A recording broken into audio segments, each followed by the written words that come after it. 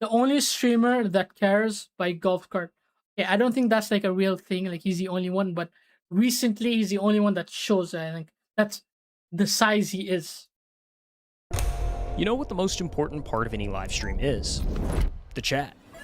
Ooh. Every night, thousands of viewers pour into their favorite streamer's chat. There's no They point in decide streaming what if games there's no get chat. played, what videos get Whole point watched, of and the streaming is to streamer have a should keep chat. them entertained. Otherwise, and it'd get just be a paid. YouTube video. It sounds pretty easy, right? XQ cow. Just give the chat what it wants. The problem is, chat never wants just one thing. There's thousands of people all asking for something different, and no matter what you do, someone's unhappy. The biggest streamers learn to follow the majority and keep the party moving, because stopping everything for one unhappy viewer is the cardinal sin of streaming. You don't leave 10,000 people hanging over a single name in the chat.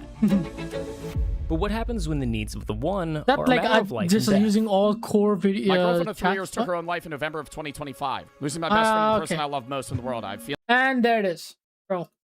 You forgot to put this clip. You forgot to put this clip. You know, like world record Minecraft, 16 minutes 40 seconds. Bog. Hey man, dog died, fish died, cat died, mom died, train derailed, plane crashed, building eviction. Fuck. Okay, dude, motherfucker, man, dude. You forgot about this clip. This is like the same thing. feeling like my life is no longer worth living, and I've been falling into a bad habit of drug addiction, leading me to on MDMA in December. I don't want to be here anymore. This is Joe Bartolozzi, and he's one of the only streamers that stops everything when someone needs help. One If of. a chatter of mine is coming into my chat saying they're suicidal, I am first and foremost going to read their message. But when you do this, when you make yourself the person people turn to at their lowest, you're also now the one who has to carry the weight of it.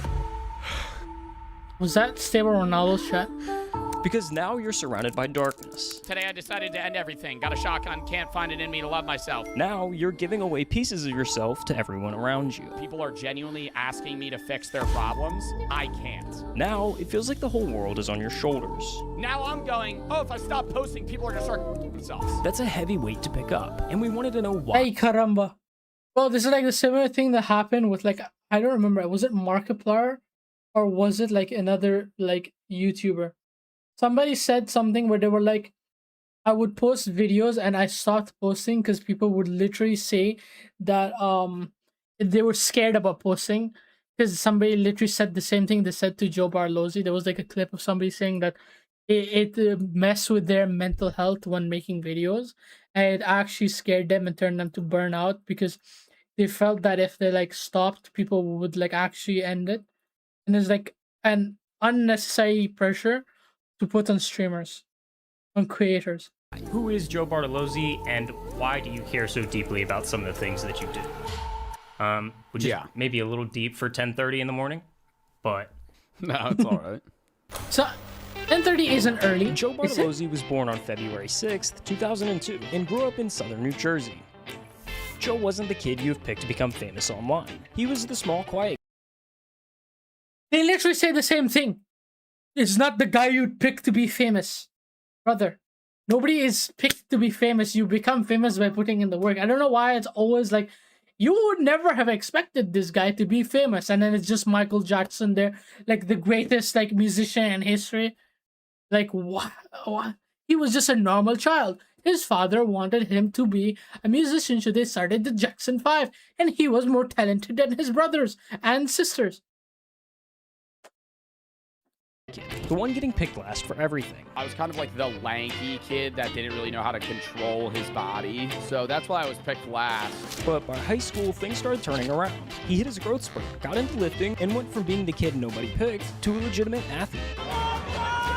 He actually did track So this by year. 2019, Joe's a track athlete at a Catholic prep school in New Jersey, working part-time at a GNC, heading towards a completely normal life. Of course, GNC. And then a Look at the way Chinese he's tech built. company bought a dying lip-syncing app. TikTok Fine. is the latest Oh, app to capture the Musical.ly. attention of teens and young adults across the world. A Chinese company called ByteDance bought the relatively dead app Musical.ly. They gutted it, rebranded it, and on August 2nd, 2018, They TikTok bought it for officially the hit App infrastructure. Store. TikTok. Now, early on, TikTok was mostly just the same creators who came over from Musical.ly. So all of those cringy lip sync videos and the reputation that came with them carried straight over. Going through your parents' divorce is more fun than going through TikTok. For a while there, TikTok as a whole was pretty cringy. Yeah, I used to get made fun of. But even with that reputation, Joe figured he'd try it anyway. He posted his first TikTok in December of 2019, and it got a few... That was basically the people who wanted to be Viners when they were younger. This is basically what TikTok is. likes, which is nothing crazy, but it was enough It's to make him mostly like post another. adults, like 30-year-old. And he just kept blokes. going. Within a few months, he went from pointing at text on a screen to actually talking, ranting straight to the camera about whatever stupid thing pissed him off that day. There's no looking left or right in the urinal at all times. This is where Joe carved out his lane. He became the loud What was guy. Beanie Babies? Yell What was at that? people who drink sparkling water I or mean, crash out over some shit. The coffee pot's floating. By the time COVID hit, TikTok was becoming a mainstream platform. Suddenly, TikTokers were Gags. performing at NBA halftime shows or hanging with the Kardashians. I mean, the D'Amelios were dropping a reality show on Hulu. It was the biggest app in the world, and Joe had gotten in early. 6 months after you started posting, if I'm not mistaken, That's like you some had over gaga 1 million level followers of- on TikTok. That was some actual like bullshit, like actual bullshit. Like they would post actual bullshit at the beginning of TikTok. Like, it was literally like trending music, just nothing of value, nothing. They would literally just do the camera and just do like random movements, and people would be like, "Ooh, that's sick." Fairs. 2020 Fairs. TikTok. You could literally It works, post I guess it anything, works. and if it got any amount of views, half the people that saw it would follow you. So Yeah. now you've got a teenage Now guy it's like- fresh out of high school with Now, no now it's like you have to be like some like genius barbarian with like some actual like fucking insane level of editing and scripting and like have to be like it is crazy, you know. millions of people watching his every move. But what do you think this does to a person? It's not the same guys as like a Disney star, right? Because I was nowhere near that level. But it's just the idea of like I was a teenager that's getting clout, and I think 99% of the time that's bad. And Joe was no exception. All of those views, all that attention that comes with internet fame, it went straight to his head. I went from being a really insecure, it was like two polar opposites, right? And I had to find the medium. Like I used to be really insecure when I was in like middle school, early high school, to a point where like I started working out, I started doing this, and then it went like full flop to like narcissism. And so it was like an obsession with Yeah, it myself happens. because of insecurity that then inflated my ego to the point where I'm like, oh, I'm awesome. And you can see it in the content from that era. The captions, the attitude, the way that he carried himself. Holiday. So this is my proposal for any women out there that would like to participate in the holiday, but don't have anybody to assist them. I'm here. This is the version of Joe that Joe doesn't like. That person in that facade I had to do to create that character actually became me for a short period of time, and I hated it. But as much as Joe hates this version of himself, he also kind of owes everything to him. Because that ego is what gave him the confidence and drive to start making bigger swings in his career. And when you're building yourself from the ground up, those two things can be the difference between success and failure. You see, everyone wants to start their own thing until they realize how much work starting actually Holy takes. ad! Building your website, I literally just got put in an ad read. the business he was just starting to build. It started his audience. Because unlike YouTube or Twitch, your follower count is kind of empty on TikTok. You can have 1 million followers on there Yeah, it and make means no nothing, money. yeah. Because the platform simply doesn't pay its creators It anything is big shit, worthwhile. yeah. Like I was probably making like what 10K a year. I was making less than minimum wage. So in the summer of 2020, just before starting his freshman year of college, Joe announced his first ever Twitch stream. I'm gonna start streaming video games on Twitch in a day or two. He started moving viewers from TikTok to Twitch, where he'd stream games like Rocket League and Fall Guys. Oh, I got it! Then he'd take the best moments from those streams and post them to YouTube. By fall Yeah. of that year, Joe was juggling multiple TikTok uploads a day, streaming on Twitch, making YouTube content, all while managing his classwork in college. What was the schedule like in college? There's so much going on. How do you manage that? It was a lot. Like balancing streaming and college sucked, but it was so doable. And I hate when streamers say, "Oh, I really needed to drop out to pursue." No, you don't. It's literally like if you the problem with it, right? Like early on about like streaming, the problem was people would think that you needed to put like 8-hour shifts into like your streams, and you'd have to do like extremely long hours just to be able to grow. Like he does like 4-hour streams, and then every like hour he has like a different segment, or he does like a react of like for 1 or 2 hours, and then he goes to the next video. Do streaming. Like get the out of here. Like 4 hours a day is like very doable. Like you do 4 hours in the morning, and then the rest of the day you have like 20 hours the rest of the day. Maybe not 20 hours, like 18, 16 hours. I was growing and in college the entire time. Thank you for 3 million followers. 4 million followers. By December, Joe had cleared 5 Also, million it takes like followers 5 on minutes to TikTok. record And just some a few videos months and after edit. his first stream, Joe was pulling in nearly 1,000 average viewers on Twitch. Like, I was so obsessed with performance. Joe was constantly studying social media, trying to understand what made videos pop, what people responded to, and why certain videos failed. That confidence had turned into a full-blown obsession. But because of it, Joe was starting to not like the person he saw in the mirror. I'm trying to map out where the ego kind of starts to disappear versus... Like, was there a low point, a moment where you're like, holy, I gotta change? Yeah, I don't really, I don't think there was like an aha, right? It wasn't like a light switch flip. It was more over the span of like a 6-month period where I was like, I'm kind of being a dickhead. Yeah. Coupled with a variety of things. So I don't know if you can include this in the video. That's up to you. I tripped on mushrooms for the first time, like, and I hate when people talk about like that being a genuine. We were talking about like changing drugs, like changes their minds, like it changes their like brain chemistry and stuff. Yeah, it can happen depending on the type of drugs you take. Like some people take acid and never the same again. I guess like shrooms are like the same. I don't know. I've never done any factor drugs in so their I don't know. life because it's like, okay, cornball, like that's what made you, you know, really have that light switch. But I think it was like, it was a part of it, you know, like it removed It's like near-death the experiences, grooves like you of life almost that I die, have so you're like, gotten into, and it made me reset to a point where I had to kind of look in myself. A lot of the people that I knew in philosophy classes as well were sharing ideas that, you know, I may have heard but not resonated or understood fully. It was so much like, wow, I'm gonna die one day.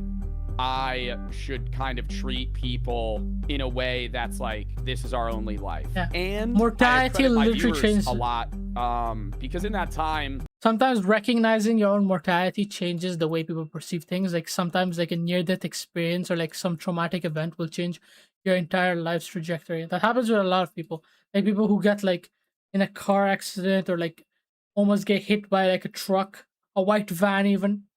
parasocial relationships built a little bit, which is bad. But at the same time, there were Raccoon people coming to and me just for leaving. the first time going, I want to kill myself. You were chatting to your last streamer because you're ending it all. Whoa, whoa, whoa, whoa, whoa, whoa, whoa, whoa, whoa, whoa, whoa, whoa, whoa, whoa, whoa, whoa. If there was a moment of like lock in, it was that. What happened? One of my subs just said he's gonna kill himself. Dude, do you need help? Because I was Yeah, that's like one of the scariest things. I've seen that happen before. I had to talk to somebody on like Discord when I was like, you know, when you go like random, like when you're like, what, 19 or 18, you go on like a random streamer's like Discord. I remember I did that when I was like during like the peak, like a lockdown era. I was in like a voice chat for Discord on a Discord on streamers like Discord because I had nothing to do. I couldn't leave the house and it was like nighttime, so I was bored. I would go in there and somebody had this exact same reaction, the exact same situation. And I had to talk to them even though about I'm it. 19, you know, there are people that actually look up to me in a way that's like, I need to be better at. Life is the best thing that will ever happen, no matter how bad it can get. They'll always Life get is better. amazing. Yes. Now put yourself in that chair for a second. You're 19 years old. You started streaming to play video games, to have fun and make people laugh, and somebody you've never met just told you they're planning their own death. And out of everyone in their life, they picked you to tell. I feel like no one cares and I want to end it all. I have a date planned, so you'll probably never see me again. I want to say you make me laugh a lot. I'm going to kill myself October 2nd. No one will remember me. And this kept happening. Joe would go live, and sooner or later, somebody would show up in a genuine crisis, typing Yeah, but the problem with this thing, right? There are people who do this are like trolling, and you can never tell the difference between somebody who's being genuine and somebody who's just like fucking with you, you know?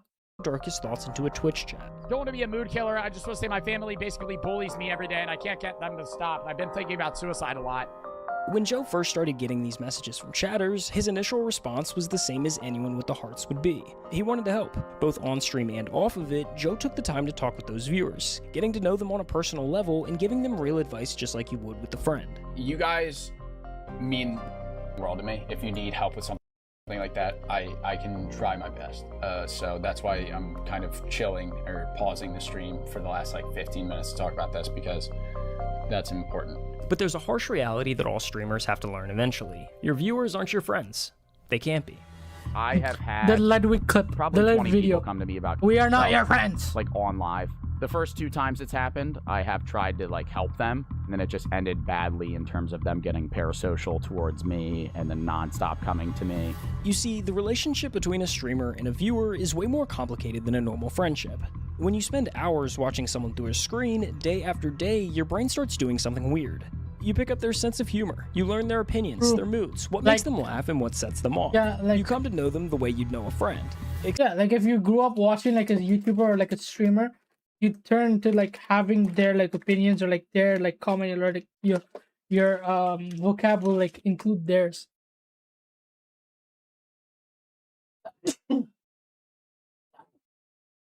Like everybody grew up watching like a YouTuber or like a streamer or somebody with like something that they would do, and they would like adopt their way of speaking or like jokes in their friend group, and it would be like a thing that you would have, because sometimes you'd have like a joke that will happen on stream, and then you'd like mimic it or parrot it to your like friends in your friend group, and then they'd be like, "Damn, how did you think of that? That was funny," and then they would also adopt it, and that would be like a thing that would happen.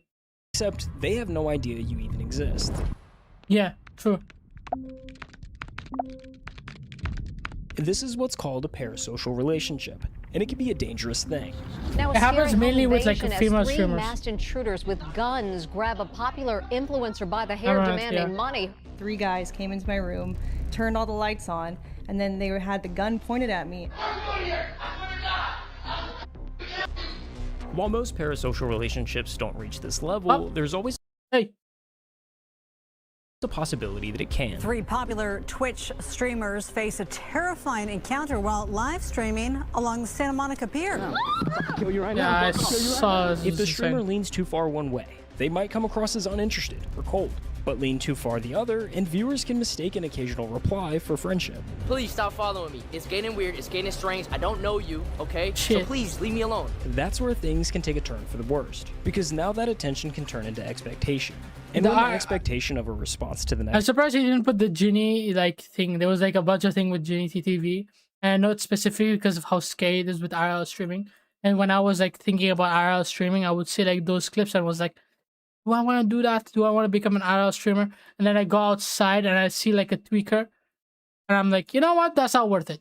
Maybe if I had like a friend or like another like person that I was going around streaming with instead of solo, I would. But I'm not chat doing isn't that. solo. met, it can feel Even less as a like dude, being ignored I'm not by a risking streamer that. and more like a betrayal by someone that they thought they knew.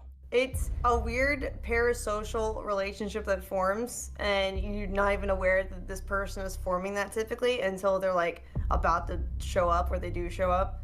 The gap is hard to manage, which is why Yeah, he most did show streamers keep a barrier up around the heavy personal stuff. My sis is dead. Let's try and keep it positive. Please don't talk about side of my chat, please. This is something I just don't like to hear or talk about, you know? And you can't really blame them. At the end of the day, streamers are supposed to entertain. At some point, there has to be a boundary between caring about the people watching and becoming responsible for everything that they bring into the chat. They become too attached to you, where they see you as an actual friend that they have. So I feel like that is kind of a boundary that you have to set as a streamer, but it's hard to gauge where that line is. Joe had every reason to draw that same boundary. He'd answered the heavy messages, taken conversations off stream, and learned what could happen when things become too parasocial. Yeah. The first 2 times I helped somebody with like issues, they just kept messaging me, and then they like got upset when I stopped messaging them. So it's more so of that issue. But mental health meant too much to him. Ignoring somebody who might not make it through the night was never a choice he could live with. After those early mistakes, because it's Joe like, implemented 2 important you know, if you don't factors say that what, eliminate those odd if it's parasocial real, dynamics what from could coming happen, into the you know? picture. And it's For like your starters, he fault. removed It's any like in the one-on-one back. interaction. All conversations with chatters were strictly held on stream from the Twitch chat. I've prepared to go, tired of waiting for things to improve. You are my escape. Thank you, dude. If you're saying you're gonna kill yourself, don't. I know this was 10 minutes ago. I hope you're still here. And second, but most importantly, he made the pivot from trying to be the help himself and became the middleman. Fine if you're depressed and you want to come to me for advice, but when it comes to the gravity of seeking an expert is better than seeking Joe Bartolozzi, a Twitch streamer, TikToker. You know what I mean? For those who came into the chat looking for help, Joe was there to give them a few encouraging words and push them in the right direction. I've had not so good thoughts, if you know what I mean, and listening to your advice and others has helped me even during those hard times. If you ever have thoughts, reach out to somebody, genuinely. Go to a therapist, psychiatrist, talk to somebody that can help you. It's not the answer. Like, there's only so much I'm able to do as a creator, especially seeing that I don't know the person. So that's why I try to do the charity streams for, like, you know, 988 or AFSP or Trevor Project. We're doing reactions today, and it's a charity stream. We raised $2,700, which was matched 3x by the Melinda Bill Gates Foundation.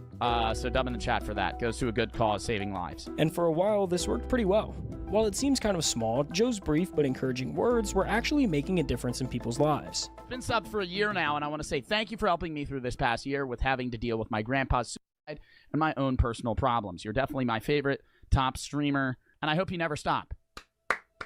This guy get But you by the somehow. time Joe graduated college, things had started to change. His viewer count climbed to some of the highest in all of streaming, some and point. managing the expectation of that many chatters is a totally different beast. Like, right now, I average 10K. Chat's horrible. Yeah? Like, yeah. I gotta lock in. I want to get into the videos. I'm starting to get stressed the f*** out. I'm starting to get stressed the f*** out. I could tell this was gonna happen at the start of stream when I got like 9 messages just unloaded onto me. With this many viewers watching, Joe found himself caught between two groups that wanted completely different things from him. Because on one hand, some viewers felt that he wasn't doing enough to help. I guess even my favorite streamer doesn't care about me. Lame comment. I have 5,000 people in my stream that are spamming right now. I'm also playing a video game. And then I don't respond to you and you pull this guilt trip here. But on the other hand, there was a totally different group of viewers that were tired of the stream constantly stopping. Jesus, dude, I like watching your streams, but when you go on rants like this, that's all you do all the time. That's Yeah, I mean, play like the game. something that Do me happens a- is like people who watch you feel like the entitlement of like you owe them everything.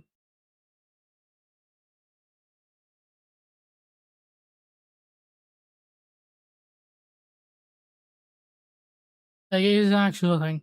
Like, people just perceive like they're more important than everyone else.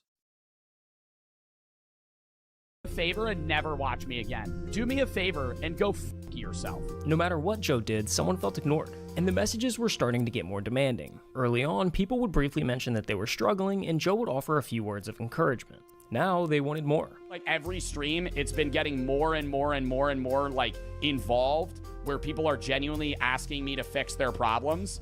I can't. I'm sorry. But the hardest part was figuring out who genuinely needed help and who was only looking for attention. How do you balance keeping everybody happy and then also sorting through people who are just doing it for attention? I mean, that's the struggle. Because I'm a suicide prevention advocate, that is an avenue that a lot of people use to manipulate their way into being noticed or speaking to me on stream. And so, yeah, if there's 10 chats saying they're suicidal, 6 of them are fake. Because I do so much mental health advocacy, the amount of people that come into my chat and fake being suicidal is absurd. I had one chatter that came in and they say, hey, I'm the mother of so-and-so. He took his own life. I just wanted to let you know you were his favorite streamer. I'm sorry that he took his life. I don't really know what to say. I'm sorry. I hope you're all right. I'm sorry for the loss of your son. Ugh. Come to find out, they come back a month later and they're like, my brother typed that, banned his, blocked him. You're the chatter? I knew that, bro. I'm banning you, man. Yeah, That's see, it's literally weird. fake, yeah. This leaves Joe stuck It's for making a decision attention, that's like, difficult to get seeking right. attention If is I'm crazy. being honest, I think a large portion of people that come into my chat and say stuff that's idle are lying. But I have to treat them all as if they're real, because then I could, on an off chance, not take somebody seriously that is serious. And that's the worst thing you could do. Ignoring the wrong message could have serious consequences, but responding to every message was impossible, and the pressure of trying was beginning to wear him down. I feel bad, and I've talked about this. It's like, I wish I could help, but like sometimes I can't, you know? Like there's only so much I'm able to do as a creator, especially seeing that I don't know the person. But there's one message that weighs on Joe the most. It's one that he's heard over and over again, that for some viewers, he's the only reason that they're still alive.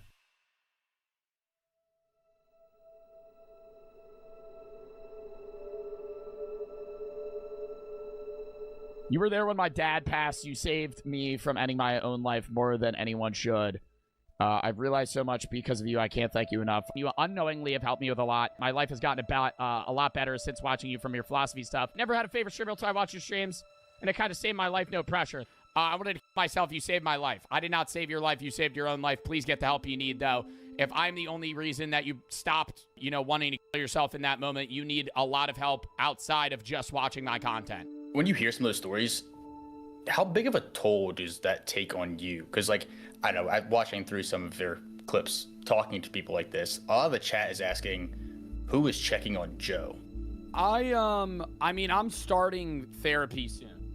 I'm not saying it's bad to have my videos as, like, something to fall back on to make you feel happier, versus, like, I'm suicidal, your videos are the only thing that's keeping me alive. Take a second and think about what that actually means for the person receiving it. Somebody just told you that your uploads are load-bearing for their existence. Don't tell me that. Like, I'm glad I'm able to help, man, but, like, get help. Like, get help. Please. So what happens if you take a break? What happens if you burn out and quit? On some level, Joe now feels like he has to keep posting, because somewhere out there, somebody's hanging on by his streaming schedule. There will be people that will, like, come to my chat and they're like, hey, you prevented me from killing myself because I saw one of your videos and it made me laugh. On surface level, that's great. If you're me, now I'm going, oh, if I stop posting, people are going to start killing themselves. Yeah. And beyond the pressure, there's the sheer exposure to darkness. Joe's DMs and chat are a constant stream of people's lowest moments. And when you're surrounded by that much pain for that long, it eventually starts to get in. That's like the one thing is the emotional drain, I guess. Like, I put a lot out. After every stream, Joe sits there for an hour just coming back down from what the job took out of him. Like, when I'm done stream, I get off. I literally sit there in, like, silence for maybe an hour. I need, like, time to decompress. Just because that is a lot at times. It takes a toll, and I've gotten used to it, but it kind of builds. Like, I'll be good for a month, and then there'll be a week where I'm just, like, not there emotionally, I guess. And that's, like, a problem. So the obvious question is, why keep doing it? Every other streamer proved you can just let the... I mean, it reaches a point, right, where, like, certain people, like, are able to, like, control certain different things and able to, like, actually help by doing different things.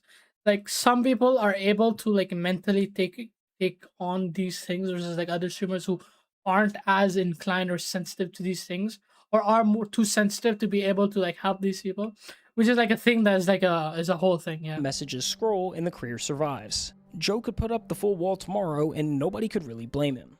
I'm not sitting here acting like I'm some role model, but if people are going through stuff and I recognize that they're watching my content to help them, that I want them to have some sort of guidance of redirection to be better themselves and also better their own mental health in a way that's good for them. Joe did the math and decided helping people is worth what it costs him. I enjoy making people happy more than the other aspects of the job. And that's what enables me to deal with this too. Like, a lot of people are like, oh, push through the negative because you make money. I think I push through the negative because I can affect people more positively here than any other job that I could possibly be doing. But once he saw what his platform could do for people at their lowest, walking away from that stopped being an option he could live with. Thank you. My mom was diagnosed with cancer about 9 months ago. Sorry to hear that. We would watch your videos and streams. We loved your philosophy streams. She also majored in philosophy. Really? A week ago I found out she has two more days to live. One of the final things we did was watch one of your YouTube videos. Your videos remind me of good memories. She passed away yesterday and you helped me cope. Just wanted to say thank you so much. You helped more than you'll ever know. Oh my God. Yo, that's just gonna make me cry. Yeah, it's a weird job, dude. It's a weird job doing social media. There's a lot of shit, but it's one of the most, like, rewarding experiences. Just to be able to be someone to help other people is something that I want to do. Yeah, the money's good. Yeah, it's fun to play video games and shit. But, like, on a deeper level, dude, being able to make people's days is, like,